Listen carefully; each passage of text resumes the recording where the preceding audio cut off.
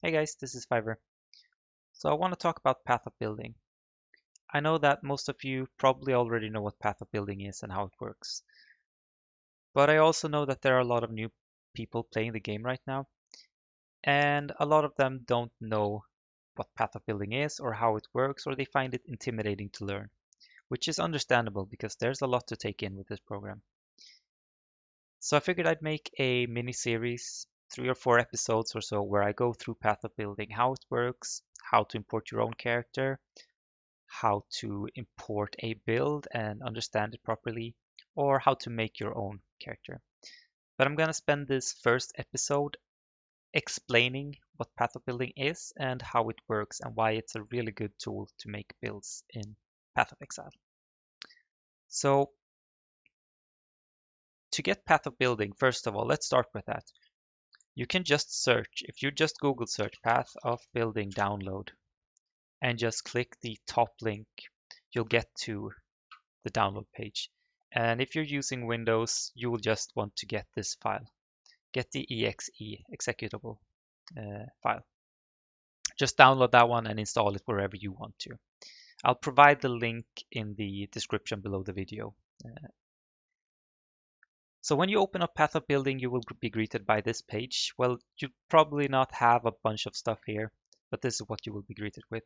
Now, when you want to create a new build, you just click up here, and then you'll see this massive skill tree. And you'll notice that it looks a lot different than the skill tree looks in game. For instance, you have all these ascendancies out here on the edges.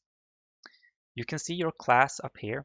So if we want to be a witch, for example, and we want to be an elementalist, then we can specify that here. And you'll see the elementalist ascendancy just lit up here. I'm going to move the webcam a bit as well, so it's not in the way. And if we want to switch, then we can go like Ranger and Deadeye or whatever. It's fairly simple. The first thing you should do when you get into Path of Building is you should specify the level that you want to simulate. So if you plan on making a level 90 character, if you feel that that is a reasonable goal for you to reach, then you should specify so, because you get some basic stats from your levels.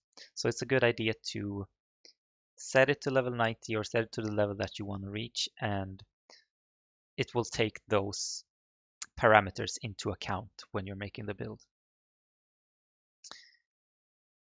So let's see. We can start by going through the starting position from Ranger now. If we are Ranger, then we will see it will light up here, and then you can start placing points like this. And if you want to make your own build, then it's also a good idea to check this one. Down here you see it says show node power. If you click that one, you'll see that there are a bunch of red and there are a bunch of blue nodes here in the passive tree.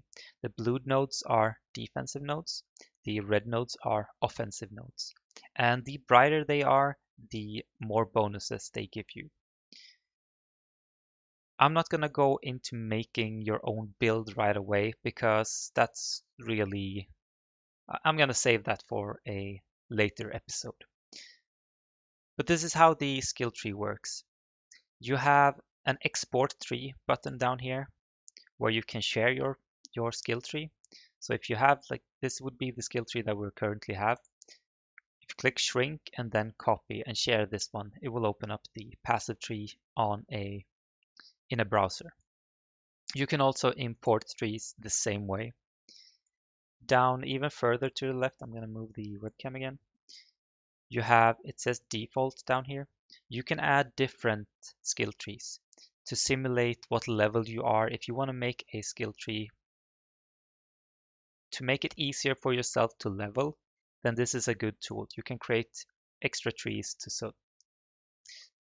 to simulate a level 30 or simulate a level 50 or 60 or whatever. On the left side here, you'll see you have a bar with a lot of numbers. I'm going to do like this real quick so we get some sort of damage to show here. Let's go with Cyclone or whatever. So I'll get to this part soon, but let's start with this first. So you have a bar here on the left side where you can see your damage in the top here, you can see your damage for the skill that you have selected here.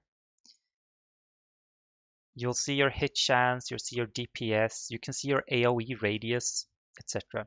Below that one, you have all your basic stats. So you have your strength, dexterity, and intelligence. And it will tell you if you need more strength or dexterity to be able to reach the requirements for whatever skill or items that you may have equipped or using. You will see your life down here. You will see your mana and your mana regen. You will also see your life regen if you have that. You will see your energy shield. If you're using energy shield, it will also be displayed here. You can see armor, you can see evasion, etc. And you will have your resists and all that. So this is basically the tooltip for your character, basically. So this is where you can see damage and all that. You have a skills section, which I showed you just now. I move the webcam again because it's in the way. So what you do here, you can click new if you want to add skills, and then you can add whatever skill that you want. So we have Cyclone here right now. And if I click on this one, another drop-down menu will appear. And if you want to add a support gem to it, we can add, say, melee physical damage. And it will be added, and you'll see the damage change down here. We should probably have a weapon for this. Let's go with, I don't know, let's take a staff or whatever. That's fine. And you can also add auras, you can add curses, you can add banners or whatever. You can add all of that stuff. You can specify when you're adding gems, if you want the default gem level to be 20 and the default quality to be 20, you can specify that down here. And if you have it set by sort by DPS, then whenever you open this drop-down menu, the top one will be the thing that gives you the most DPS currently. So this one will change depending on your gear and where you go in your passive skill tree, etc. You can modify the quality down here on the right, and if you want to, you can specify which item you have it socketed in, and you can give it a level. So let's go with 6 link in body armor or whatever. You have an item section where you can import items. You can import, well, not all unique items, but most unique items in the game are listed here. So if we want to import, let's say this is probably a bad weapon for a Cyclone, so we want to use at serious disfavor instead, and you'll have it here. If you double click it, this area here will show up, and you'll have a tooltip here with showing the axe. You can specify what values you want on the modifiers.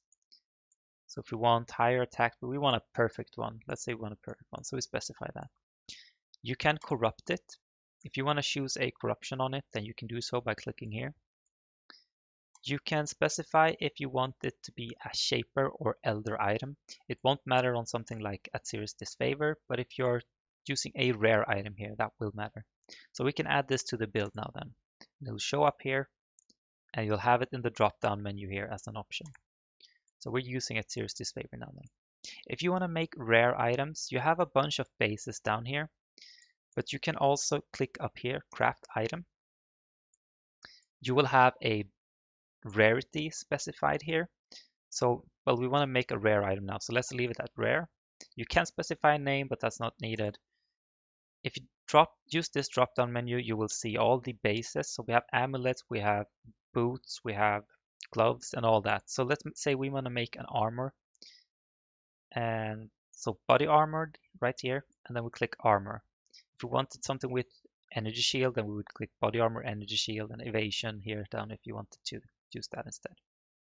So we want to use a astral plate. So you get another drop down here when you have specified what type of item that you want to import. So then you click create. You'll have a bunch of modifiers here on the right, more drop down menus. So you can have 3 prefixes and 3 suffixes. And you can specify what prefixes and suffixes you want on the item that we have imported. My cat is joining me. So let's say we want a lot of life on it, we want a lot of resist on it, etc. And then we can corrupt it if we wanted that, all of that stuff. And when we're done with this, we can add it to the build. You can also add crafted modifiers down here. You can add essence modifiers, and you can add custom modifiers. You can also add custom modifiers by clicking edit and then just typing them manually here. So if we want to have, well, our armor gives us maim or something like that, then we can do like this, socketed skills. And you'll see it shows, well, now it doesn't, I think maybe it's gems. Yeah, so you have to have the wording the right. Otherwise, if I change it, you'll see that it goes red, and that means it's not working. But if the wording is correct, then you'll have it. And then we can import it if we want to. We can specify the colors of the sockets if we want to do that. It doesn't really matter unless you're using specific items that give you bonuses depending on what color of sockets you have. But it doesn't really matter if you specify the right colors of the sockets or not here. So add to build. And just like with the Atzir's Disfavor that I showed you earlier, you can specify what, if it's going to be a shaped item or an elder item. Right now it doesn't matter because we're not going to be using that, but it will show you different modifiers if you do that. You can have shared items. If you want to save an item so you can use it later, then you can just drag it in on this little area here. And whenever you open a new path of building, you will have a bunch of shared items here that you can use easily and just drag them in. So if you have an item that you often use in your builds, like a flask, I often use that Serious Promise or something like that, then you have it ready already, so you don't have to search for it. You have different gear sets that you can add. If you want to have different versions of your build, or if you want to have a gear set for leveling or something like that, then you can add a gear set. So let's add a new one and say leveling, save, done. So this is the default now, and then we can swap to the leveling one. And then maybe we can add a lower level weapon. So let's add a two-handed melee weapon that is lower level. See if we can find one. So this one is level 22. So we're going to make a level 22 leveling gear set or whatever. And you have the flask down here. If you take jewel sockets in the skill tree, so let's say we take this one, you will also have the option to socket jewels here. And you will see in the window on the right of the drop-down menu at which spot in the passive tree it will end up. You have a calculations page where you will see a lot more detailed information about your damage, where it comes from, your life, if you have life regen, etc. So you can see, I'm gonna specify max stages on the Cyclone, and you'll see, well, this is the average damage per hit that I can see here. I can see where I get my bonuses from. You'll have the sources here from increased modifiers. If you have more damage modifiers, then you have it here. Here you have the added modifiers. So you can see your attack speed, where you get your attack speed bonuses from. You can see your chance to bleed. If you have lightning damage or cold damage or fire damage, you will see your chance to shock, your chance to ignite, your chance to freeze, etc. And you can see the sources that you get it from by mousing over here. You can also see your area of effect radius by just mousing over the value here, which is a good indicator to get a better understanding of how much, well, radius 18, that might sound much, but then you look at the area of effect and it's not that big, and you'll have to figure out how to get some more AoE. And then you have more advanced or more detailed information here on the right as well. So you can see your life. Let's see, there we have life, and we can see the sources from our life. If I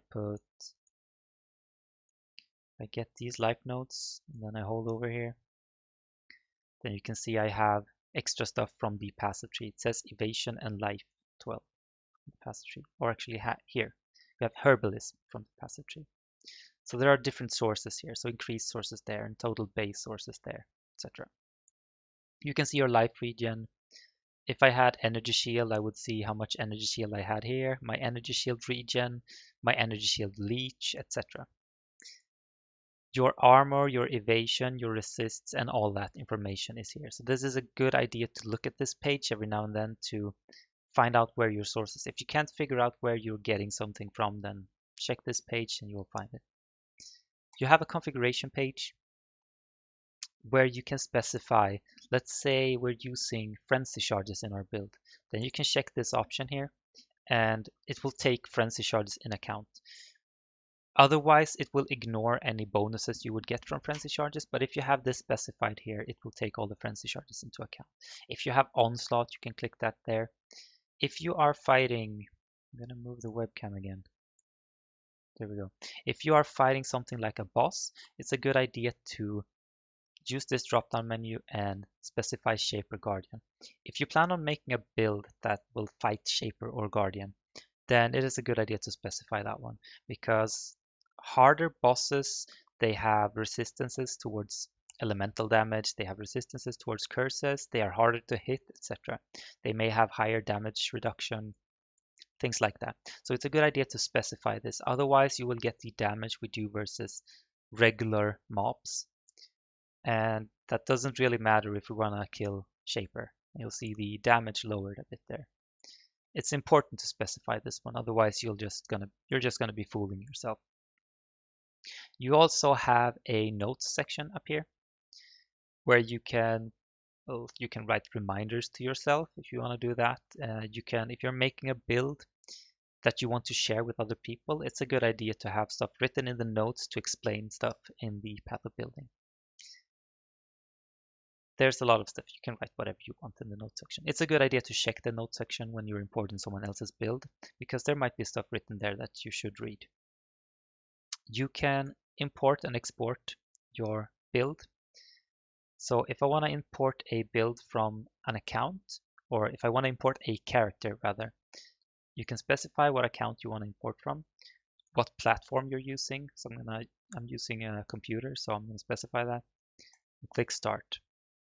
It will give me a list of all my characters that I have, and you can pick which league we want to import from. So we're playing Blight League right now. So let's import from Blight League.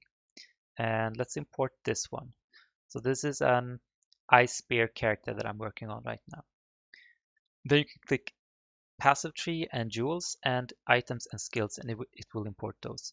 Now, if you want to import a build, or if you want to import a character, and you already have items or skills set out on your path of building, it's a good idea to click these boxes and they will remove all the old items and so on.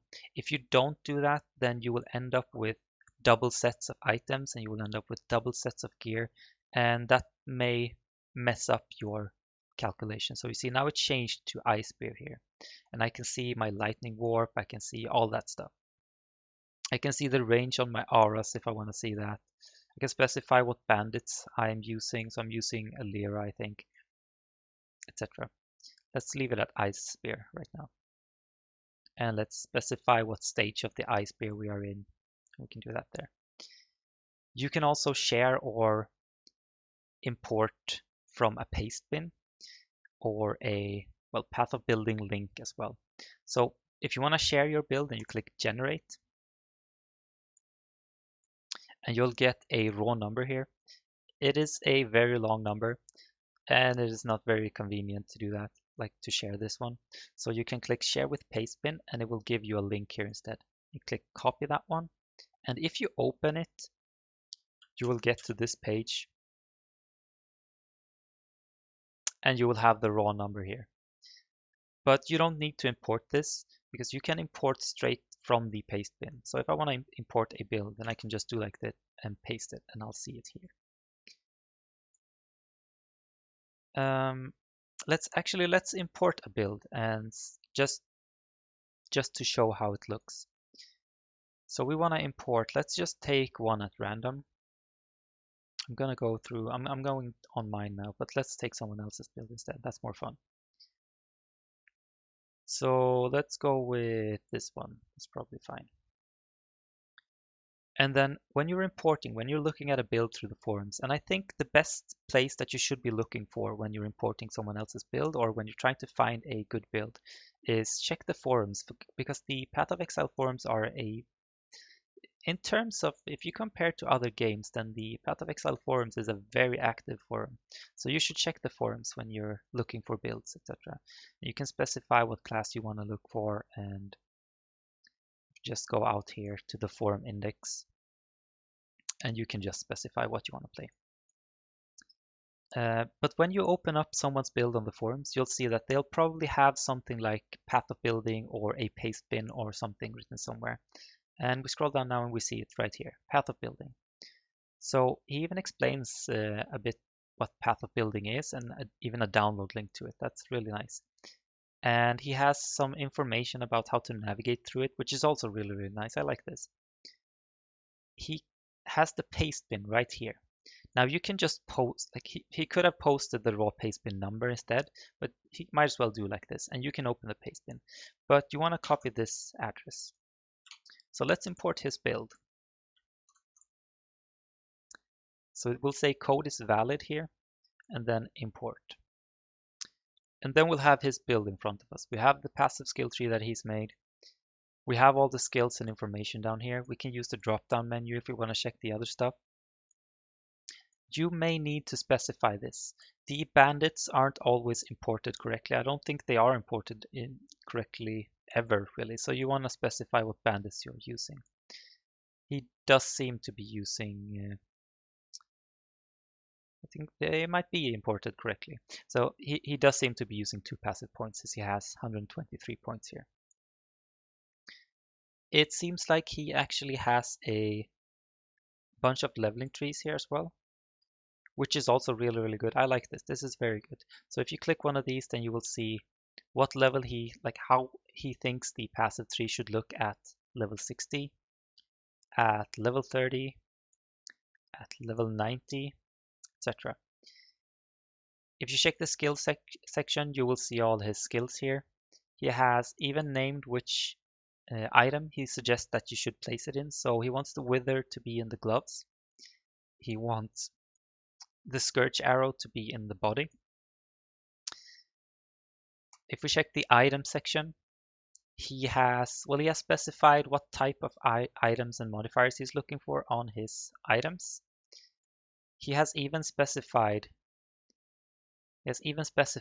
different gear sets. So you can see, depending on what version you're playing of the build, because there seems to be different versions of it, depending on what version you're playing, you can click here and it will change the items and it will alternate between these. This is very good. I like this. He seems to have a very thorough path of building, and that's very, very good. You can check the calculations if you want more in-depth information. So if you want to drop down these, then you'll see that. You can see his mana and life and all that.